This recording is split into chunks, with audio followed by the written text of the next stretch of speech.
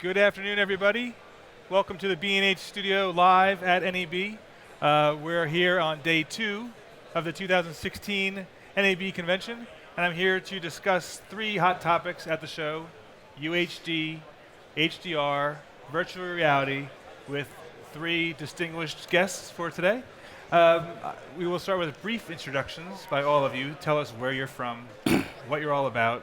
Larry Thorpe, we will start with. Larry Thorpe, I'm Senior Fellow at Canon USA. Scott Reinhardt with Fighting Irish Media at the University of Notre Dame. And Lance Loisberg, founder and CEO of Big Look 360. So Lance, let's start with you. Obviously VR is a hot new topic, relatively speaking, here at the show, although you've been doing it for quite some time. So you are a veteran of VR for how long, roughly? Well, we've been creating 360 content since 1999. Okay, so that's quite a while. A lot of years. Yeah, exactly. Wow. So as you walk around the show, well, first of all, tell me more about your company. So what are some of Dallas. the projects you've recently done, and how have you seen the VR, and that's since 1999. There was not a lot of hype in 1999. So what's your take on the progression the last 18 months on VR and 360 video? Astonishing. It's I'm waiting 15 plus years for this to happen. Finally, the awareness is out there, but it's amazing. 2 years ago at this show, there was nothing. And now you have a whole area of nothing but VR dedicated booths. So it's amazing how fast it's taken off in such a short period of time. I've been beating down doors evangelizing technology for so many years, and once Facebook bought Oculus, the whole world opened up, and then everything fell into place from that point on. Yeah. So it's been great as far as the technology goes. Tremendous amount of advances. It's been great for us for business, and now that people know that the technology is there and it's becoming more readily available, and the distribution of it becomes more mainstream, so to speak. Not quite there yet, but it's wonderful to see because it's a powerful medium for sure. So do you feel, when you look around at all the crowded marketplace now, do you say, what took you so long, or do you enjoy the company, I'm guessing? Yeah, it's a mixed thing, sure. You'd like to be the only ones, or we're the very few that can do it in the world, but now everybody can do it pretty much. But we're still at a very high-end professional level. So the type of work that we do is still a very small niche as far as being able to do it at the level that we do it at. It's above the consumer or prosumer level, for sure. And a lot of the things we do is customized as well, and it's end-to-end solutions, and plus the live streaming now. Well, let me ask. This will be for all 3 of you, but I'll start with you, Lance. Mm-hmm. So VR is taking off, and to your point, you're at a professional level, but there's also a lot of really bad VR being done out here, and there's a lot of cheap camera systems. There's expensive camera systems. What's your advice for people who are serious about VR, and how can they stand out from all the noise of the lousy VR? Well, the one thing about virtual reality that's no different from any other medium is content is still king. And unless the content's good, it doesn't matter if you're looking in 360 degrees or 180 or any variation of it, or even a traditional 16 by 9, whatever. So it's all about the content. The content has to be good. If you don't start there, then the technology does, the cool factor wears off pretty fast. And then it's, that's the challenge always, is when you see bad content or it's out there, and even to this day, it's not so much today, but it used to be, I want to give you a demonstration of virtual reality, and they saw something that was very bad, and so they had, vertigo when they moved their head, or the content was just very grainy, or whatever it may be, or boring. I've seen it, I don't like it. They just kind of pigeonhole it into a category of this technology. So it's make sure if you're going to do it, as I would say, is that start at the content level, make sure you're going to do something that's very compelling and interesting and engaging from that point forward, and then the rest is really just putting the tools into play. So when you're talking to, let's take music, the music video scenes, and the concerts. So how do you go about trying to tell the story with VR beyond just saying, let's just put a camera in front of the lead singer and leave it at that? No, that's a really good point. Anybody can just plop a camera down anywhere. But there are specific vantage points and distances. In running the virtual reality, what you're shooting 360, parallax is an arch enemy to some degree, and then also, so placement of cameras, and then also we usually use multiple rigs as well, and we also use multiple variations or rig configurations, so it's not all the same. We kind of optimize for what the environment is that we're shooting. whether it's light or if it's distance or if it's, there might be size or weight limitations as well. And then also if in live events, typically a lot of the artists aren't even aware of it, that they're being shot in 360. They just think it's conventional times. So if you can get to them, or if you can kind of help them, help make the story, it's that much better. Right. So a lot of it is just different, transitions to different places on the stage or behind the stage and the fans. And over time and experience, you kind of learn what works and what doesn't. Mm-hmm. And then as far as, I guess one of the beautiful, wonderful money-making opportunities with VR and 360 is advertising. Because you have a unique opportunity to really bring people, they can go check out what it's like to fly first class, or go to this hotel room, or sit in the car as opposed to just sort of watching the car commercial. So what do you see as the opportunity with advertising and VR, and how early or long are we in that stage for really transforming advertising? Well, it's kind of how we started. Back in 1999, we created the first commercial 360 video for General Motors, and it was a test drive of a Buick LeSabre of all things. We had Ben Crenshaw, the former golfer, in the back seat, and we shot all throughout coast to coast. And you went to this ride, and he's talking to you and narrating your adventure as you look around 360. And it just helped give the attributes of the car, and people were wowed by the technology, and they tracked people from an advertising standpoint who took the ride, went to dealerships, bought cars, and it was extremely successful, and they renewed it for 5 straight years. And it's kind of from that avenue, I guess, is being able to deliver these features or benefits from an advertiser's standpoint, or what the product or service may be. If you do it in the right way, it can be extremely powerful. People are really getting the message without knowing they're getting the message, and it's almost subliminal to some effect. It's not like throw it in their face, because they're getting this immersive kind of a sensation or ride in this case. So it's powerful in that way.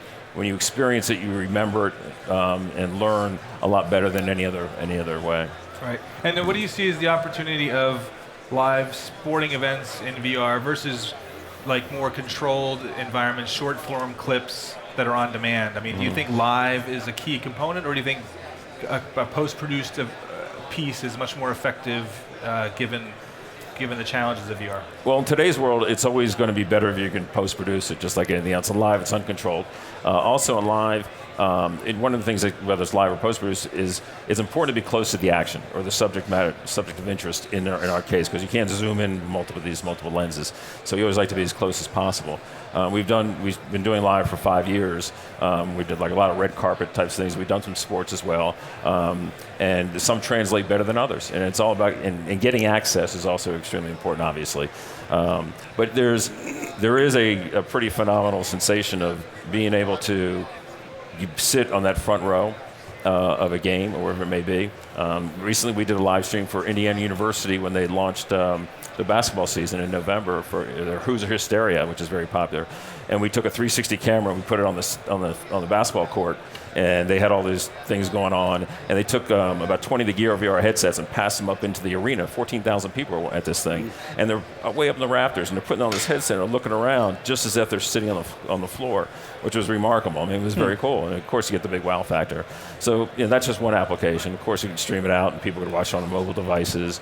But I don't know if you can watch a whole game that way, but at least you wanted to get the perspective, hey, I'm watching the game from here. I want to see what it's like on the sidelines, or I want to see, from the end zone or whatever. I want to see what it's like to be on the ground, and giving that access just as another layer to the whole experience, in my feeling anyway. Sure.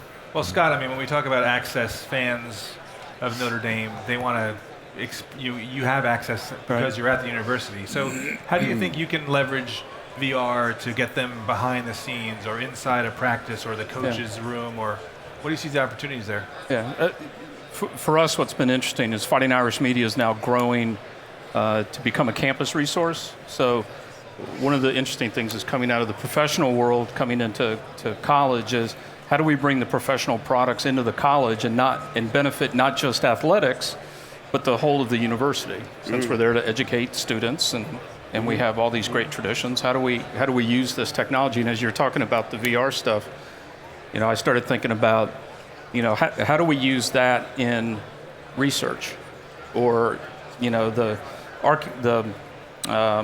archaeologists are going off to somewhere in South America. Do they do 4K VR stuff so that when they come back from their research trip, they can continue to learn, they can zoom in, they can see the detail in the ground, they can go around just like they're still there. So that's part of the fun for us, is taking stuff that we're doing, looking at athletics and how do we spread it out. And that's going to happen in our new media center that's being built, where we're bringing in under what I'm calling Technology Switzerland. So we're going to have technology that everybody's going to use, from athletics to corporate marketing and communications, academic innovation, academic media, technology, and faith. So thinking about VR, do we drift somebody through our beautiful basilica that's 150 years old? People go in there, when they're there, they love it, they look up, they look around, they have that experience. And how do we reach out and use technology to help share that with folks that can't necessarily travel to South Bend? Right. So Larry, on the VR front, I mean, your career is defined by cameras and lenses that help tell stories in more realistic ways. That's always been your driving mantra, right? Very true. Bring people there. So what's your take on VR? And where does a company like Canon fit in?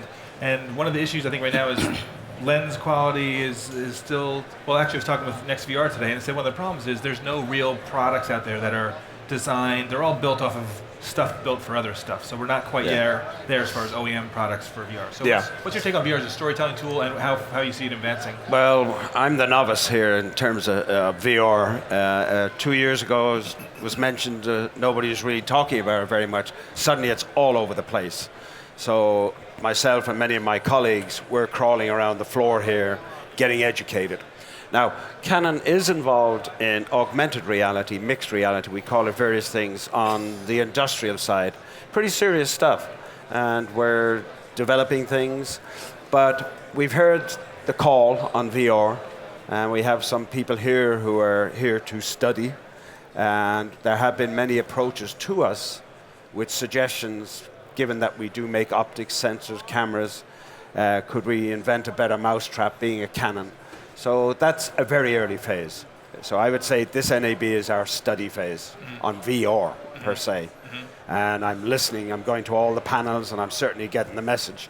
It's something not to be ignored. Right. But it was fascinating, because if you really think about where your technologies have gone in the last 10 years as far as data, Yes. right? Yes. And getting data. And what was done, what CBS did at the Super Bowl with the replay technologies, where they had basically, I think those were probably Canon lenses around the top of the stadium, shooting from all the angles, 360. At some point, it's taking that data, marrying it up to a video game world, and then creating this sort of virtual flying in. Right. But therein lies the rub, because as was retold to me after that experience, was that managing the data, the rendering was humongous. And it was a very non-real time. You had to do the rendering, then get it out, something on air. Right. So those are the sort of things. And of course, they will yield with Moore's Law and digital and all of the prowess that we have today. Those things will be resolved. And I'm sure you've resolved a bunch of them. You must be handling data at quite a rate. When you showed me that 4K commercial in VR, that had to be a lot of data. But anyway, as I say, we're keenly interested now. We're engaged. Right. So stand by. I think maybe next year I might be able to talk more sensibly. Sure. Although someone mentioned something very interesting about this whole challenge of getting the data and driving a graphics engine to create that environment. And they said to me, well, if I pick up a video game controller and I'm playing Madden football and I flick the controller this way, there's instantaneous response of the player doing exactly what I want them to do. So how come you can't figure out a way to... Right? I mean, it's sort of there. So is there just a way to get instead of the joysticks interfacing, the data's interfacing? Who knows? No doubt. No doubt. So let's go to the other big story, which is UHD and HDR. You and I have spent a couple days talking about this. Yes. Yes. So from the Canon perspective, people come to this show, people who are watching this on demand or wherever, live. How is the UHD, let's start with UHD, how is that impacting lens choices and decisions, and when they evaluate the product lines, how does it change the way they go about that? Well, we entered digital cinematography 5 years ago, and we decided that we develop cameras and lenses in concert together. And from day one, we said they would be 4K UHD, and all of them are, all of the lenses and most of our cameras now have the capability of UHD. But we're in this curious phase where the industry is still scratching its head on UHD. Broadcasters still don't quite know what to do yet. Over the Top is beginning to deliver something, and there's a lot of experimenting going on now. And there is a lot of people have decided, even though they may not implement a UHD service in the near term, they better start producing program in UHD 4K so they have a shelf life in the masters for the future. So all of that's going on right now. But because of this transition phase and because high definition television is still the norm out there, we manufacturers, all of us, we're making our cameras today switchable. So all of our latest cameras, you can switch between HD, 2K, UHD, 4K, and most of my competitive cameras are like that. On the lens front, it's a win. If you have a 4K lens and you put it on an HD camera, you get better HD.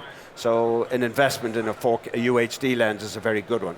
And then more recently, we have suddenly this surge of interest in 2/3 inch, because UHD 4K was always large format. Now suddenly it's 2/3 inch driven by sports. And at this NAB, there's a number of manufacturers, 5 I think out there, with UHD 2/3 inch, 3-chip, 4-chip. We're out here, our competitors are out there with lenses, portable lenses, field lenses, long zooms, UHD 2/3 inch, that nobody thought would be possible 2 years ago. Now it's possible. So there's a tremendous amount happening, but there's still this lurching forward in terms of what do we do with all of this? And of course, as you know well, in the last 6 months, there's been very serious experiments in sports, shooting major events, Super Bowls, the Masters, etc. And all of this is gaining knowledge. The people doing these productions are learning, and that's hugely important. Now, how about, you mentioned 4K lens on a 4K lens on an HD camera. Now, how about an HD lens on a 4K camera? Because obviously the cameras are a lot cheaper now at this point than really great glass. Yes, you can put an HD lens on a 4K camera, and you're putting in a sort of optical low-pass filter. You'll soften up that 4K picture. It'll still look nice, but it won't be crisp. And that was very much the same situation we had a decade ago with people had SD lenses, they were buying HD cameras, putting the SD lenses on the cameras and not being terribly thrilled. I mean, they were able to make pictures, and it was a nice transition for a year or two. Right. But we would certainly be urging, given that 4K really is so much information, it's 4 times more resolution than HD, you really shouldn't shortchange that right at the lens. You should have the lens deliver the best footprint of a UHD image. And also I have to ask this, because you were alone on an island in a lot of ways with the move to digital cinema, away from film. You took a lot of arrows over the years, right? That was fun. I mean, how satisfying is it for you to see where we are now as far as just the state of imaging? And it's incredible. I mean, when I started in my former life, we were bringing 2/3 inch, what the DPs used to say, those E&G cameras. You just made them 24 frame. Yeah, we did, and in a way, you look back, you say, well, that was a bit of a joke, but it was a necessary first step, because it wasn't just the camera. We had to make the camera 24 frame. We had to make suddenly a whole work floor 24 frame, videotape recorders, editing, and we did that on the back of the lower cost E&G equipments that were out there. And then, as ignition took place, and George Lucas, within a year or two, was shooting a Star Wars with 2/3 inch, 24 frame. Right. And suddenly it was ignited, and then people started to experiment, and then suddenly the drive was there, and then many more manufacturers got into it. And then in almost a decade ago, suddenly the large format came out, and now people were getting very excited. I can use my 35mm zoom lens on this digital camera. Now cinematography was real, and today it's 4K, and it's just beautiful. Right. You walk around the floor, it's stunning. The one thing you've said a number of times is the rate of change. Yes. How quickly it's coming. Yeah. I can't remember who said it, but it took 60 years to get SD right. And then we had that 5-year period where we shot in anamorphic and started to learn how to shoot 16:9, and then HD came. But now it's like, oh, it's HD, it's 2K. 2K was around 6 months, and then 4K started. Now you're seeing 8K displays, and 8K recorders starting to pop up. Yeah. And for us, as we build this new center, that's really difficult, right? Because what do we buy that's going to have the staying power? Because we can't go out. We're not a regular business where we buy a camera, buy lenses, and we have clients coming in, and we can recoup that cost and generate. Oh, I got to buy the new one. It's not that. We got to buy it and ride the horse for 6, 7, 8 years, and I'm just not sure how long we can ride this. Even ride the 4K horse before 8K really starts. I would say you would very personal view. Yeah. You're very safely riding a 4K horse for quite a while. 8K in the living room, I don't see it. 8K digital cinema, large cinema, digital IMAX, 8K digital signage, 8K theme park rides, anywhere there's large screens and high resolution, 8K makes a lot of sense. It's going to be a great business.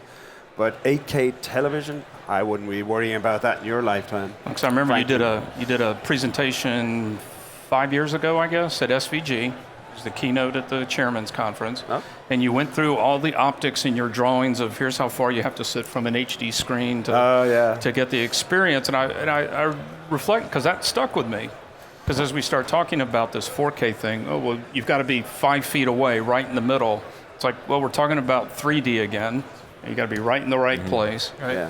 Before it all to really work. Yes, yes. And again, as I mentioned earlier, the manufacturers are pretty wise. They're recognizing there is this weird transition, and we're making everything switchable. The cameras are 2K or 4K, and whatever you want. You can do 2K for 5 years, and then you're future-proof, switch to 4K when you're ready. Just do a firmware update. And there you go. Pay the piper, and away you go. Yeah.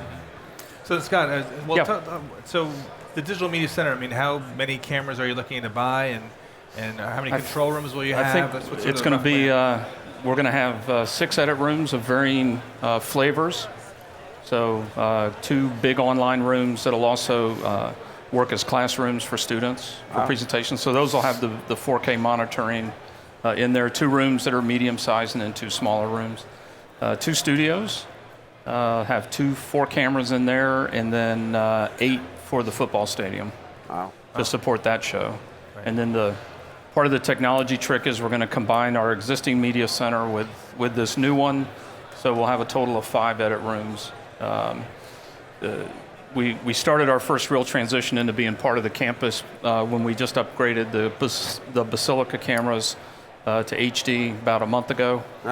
So we're switching that out of an athletics facility now, which is 6 years ago, you never, ever would have thought that was going to happen. But very fortunate to have some visionary guys at the top of the organization that are like, we can do this. Good.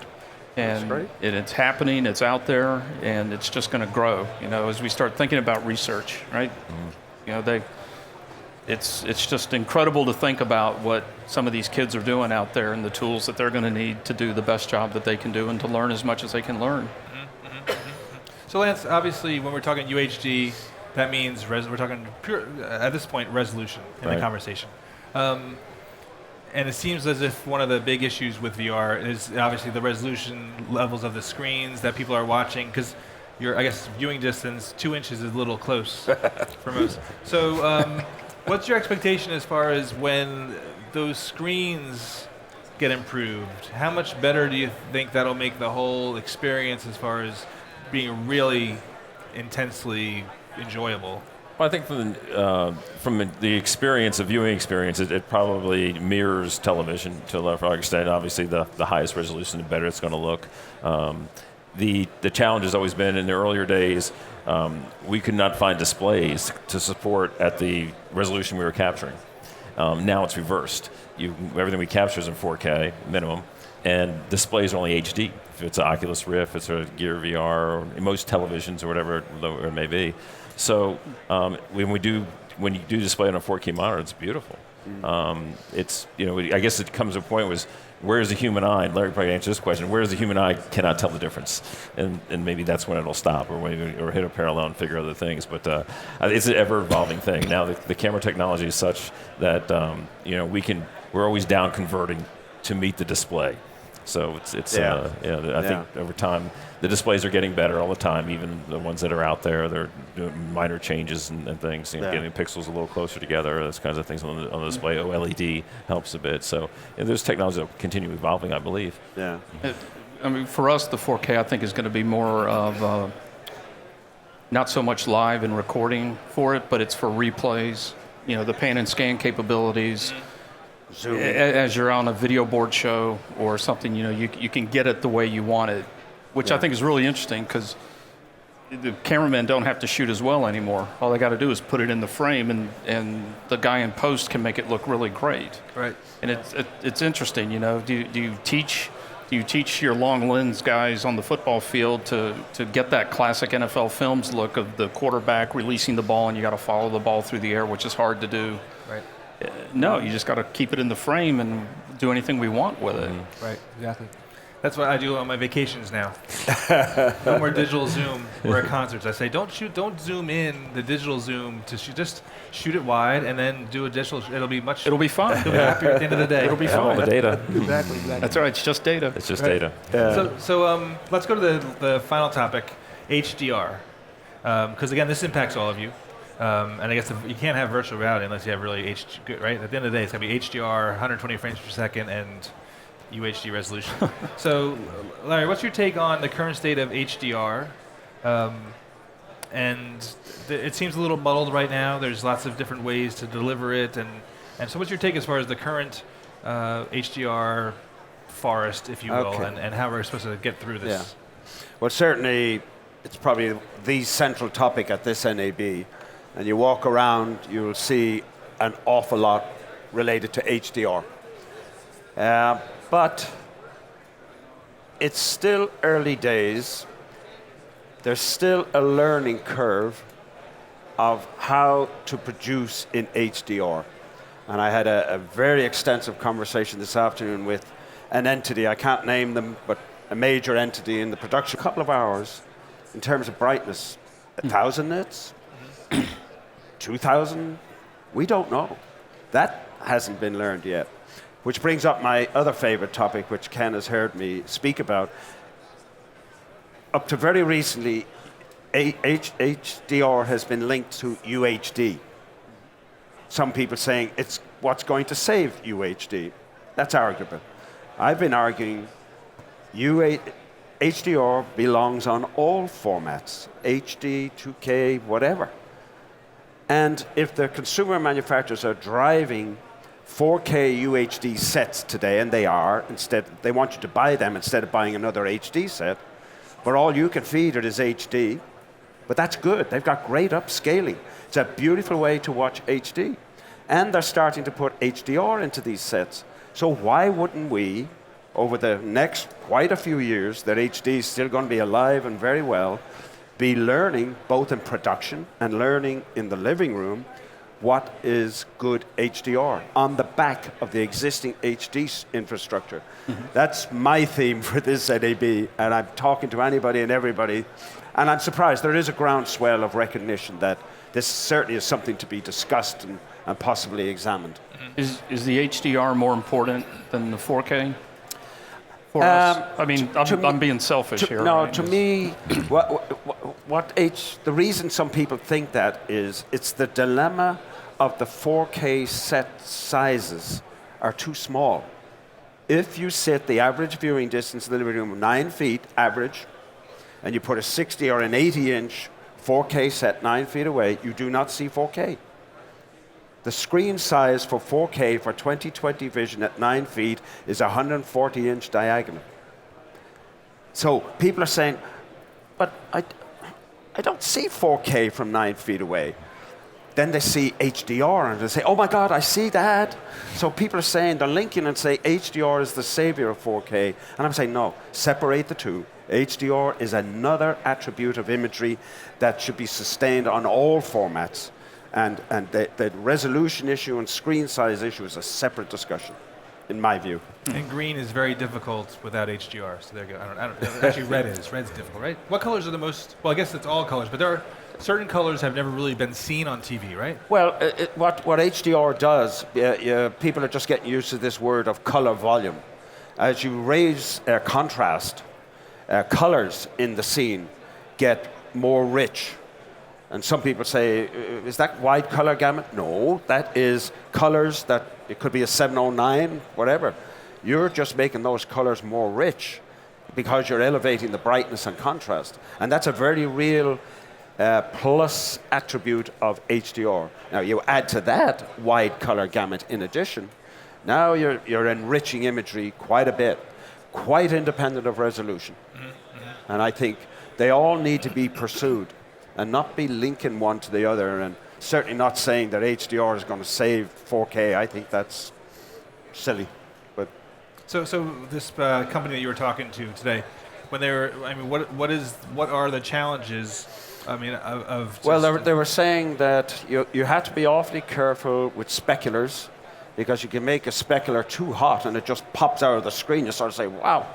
And they say, well, we have to learn where, and they found that where the specular is, the background, the midground, the foreground, where the specular is, something we never had to pay attention to that before. Now we got to be careful.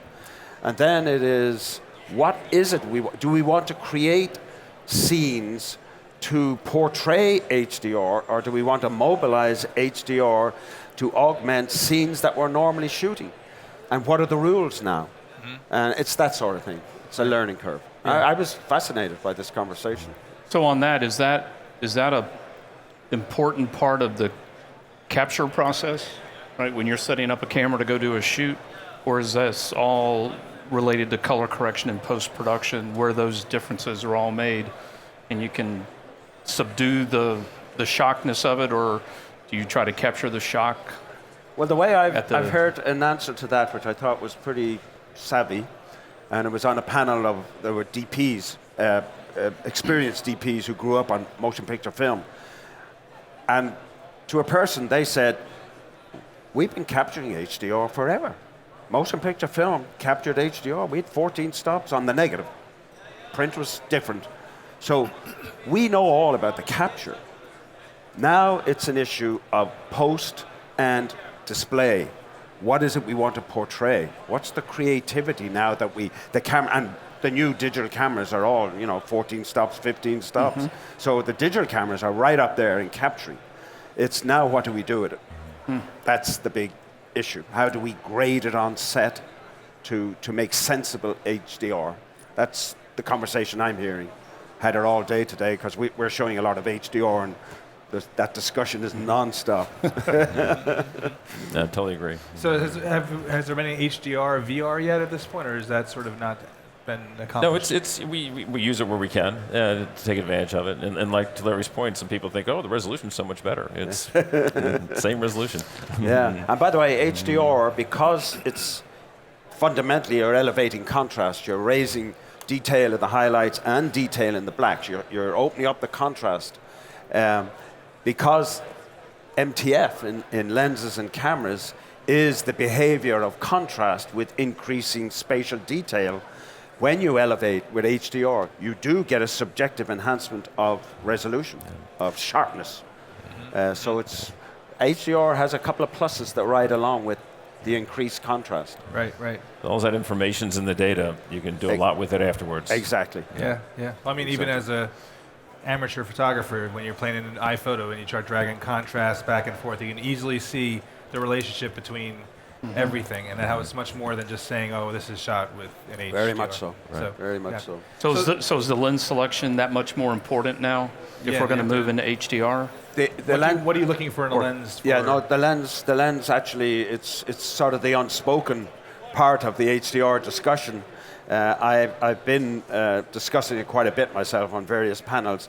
Yes, we in our lens designs have to be very cognizant of HDR. There are a number of levels. there is the nominally exposed part of scenes, the black to the reference white, where you want the best tonal gradation you possibly can get, and that starts with the lens. And then it's the image sensor. Then the image sensors, they go up now at quite a few stops, and that's where you're capturing your speculars and that. And that's where the lens better behave itself. If there are speculars in there and they're colored, for example, you don't want them blowing out. You'd like the colors to come through. You don't want them spreading. And then there's the one where you get the intense lights, a headlight of a car, the sun coming in at an angle that creates nasty things, reflections, veiling glares, some of which, of course, are attributes that people like from a creative look. But in general, if you're trying to get beautiful HDR, you don't want unwanted reflections. And that calls for very sophisticated coatings on all of the optical elements. That's expensive. And it calls for a variety of strategies, mechanical strategies inside the barrels. We put in baffles, we put in flocking, we put in all sorts of special black paints to minimize reflections that come from the sun coming in at an angle that can bounce around the lens. So all of these now become much more important if you want beautiful HDR. Lens is very important. Now, where does frame rate fit in to this whole? This isn't part of this. I mean, and Yeah. the desire to maybe get to a broadcast stand that is 120. I mean, Sony's demonstrating 120 frames per second. What's the relation? How does that change? Well, to me, that's the biggest obstacle. To change the television system, the whole world is 50 hertz or 60 hertz. How do we change that? If there's hesitation on moving from HD to 4K, and there is among the broadcasters, the move to a higher frame rate is a real head scratcher. It's desirable, there's no question about that. And the higher the resolution, the bigger the screens, the more you will need high frame rates to do justice to motion, fast motion. So, but it is a dilemma. It's a real challenge. Now, is frame rate similar to HDR in that you can see it on smaller screens? Yes, with motion. With motion. Like for sports? Yeah, well, actually, it's more visible on bigger screens. Okay. Yeah. Like sports, and you're watching on a 50-inch and above, the frame rate, you will notice the improvement. Right. But with frame rate comes this nightmare of changing an entire television system. But with frame rate is data rises. Data roars up. Yes, right. Just like resolution. So resolution and frame rate, data is the issue. Right. But when I talked with NHK in 2012 in London, when they had the 8K, and I said, so why 120 frames? Why do you need that? And they said, well, because, and maybe you can explain this, but I guess the pixel offset from one frame to the next, they said doubles, so therefore the motion blur or doubles unless you... No, it's just that elevated sharpness. Now the eye brain can see motion artifacts. Okay. We generally assume that 60 hertz was a very sweet spot and definitely a big improvement over the 50 hertz world in terms of motion. 72 hertz was always felt to be a really sweet spot for high definition on the screen sizes we deal with today. But now as we go to 4K and 8K, if it did happen, now frame rate does become important. Right. It does become important. So then what do you think this whole show and the whole entire industry needs to do in order to sort of get moving in a direction? Because it does seem very, as we were saying earlier, this is a shotgun show. Everything's kind of scattered. Yeah, and there's not a single, we're all going for this, except for NHK. At this moment, there are just too many variables. We've taken every dimension of image quality and found, oh my God, we can enhance it. You know, HDR, enhancement of contrast, 4K, enhancement of resolution, bit depths we're talking about now, frame rates, and color. Now we're expanding color gamuts. So all of the famous 5 points of image quality, they're all being goose, but to do them all simultaneously, now you're talking about a television system of enormous sophistication, enormous data rate. So the question is, I think the industry needs to find some pragmatic steps. Myself, I think, 4K, I think it's unstoppable now. They're producing in 4K. That's not going to stop. Yep. Add HDR to it, but also add it to HD. because HD is going to continue for a long time. Add wide color gamut. And then a little more slowly on high frame rate, because I think that's a big one. Right. Well, I guess Netflix today or yesterday announced the HDR for 100 hours of programming. That's what I'm hearing, that they are offering HDR. So is that a game changer? Does that make people say, well, now we have to do HDR? What do you think that changes to the conversation, if anything? I think a lot of people are already saying we have to do HDR, but it's like, how do we do it? How do we learn? And that's the learning curve I spoke about. I think there's a general acceptance that HDRs, of all of them, it's the best because everybody sees it. Right. Therefore, let's give a priority to it. Right. And I think it's only very recently that we're rationalizing that it can apply to all formats. It's learn by doing. Absolutely. Right? I mean, Yep. you have all these It just didn't variables. start. You Yes. just got to try it, make a mistake. Right. Get out and experiment. And Get out you and balance experiment. there, and you have to balance and figure out what you're going to give and take on all those issues, to come up with the best solution in the end. Right. So there's a lot of variables to juggle for sure. Right. Beautiful. Well, this conversation is not going to obviously be ending today. No, it's not. Or next year, or until probably I'm retired at this point. It shall with the way continue. it's going. Yes, exactly. Which is the nature of progress. Yes. I always say there are engineers out there who make a living doing the next thing, and they're never until when an engineer says I'm done, I can go home. That's not a good thing. That's not a good thing. Exactly. Well, thank you for joining us today. Thanks, Thanks Ken. everybody, Enjoyed it. and enjoy the rest of the NAB show. And thanks again to B&H for the opportunity to sit here and talk with you all. So thank you. Thank you. Whether you're a hobbyist or a professional, B&H has the answers to your questions. Experience a world of technology at our New York City Superstore. Connect with us online or give us a call. Our staff of experts is happy to help.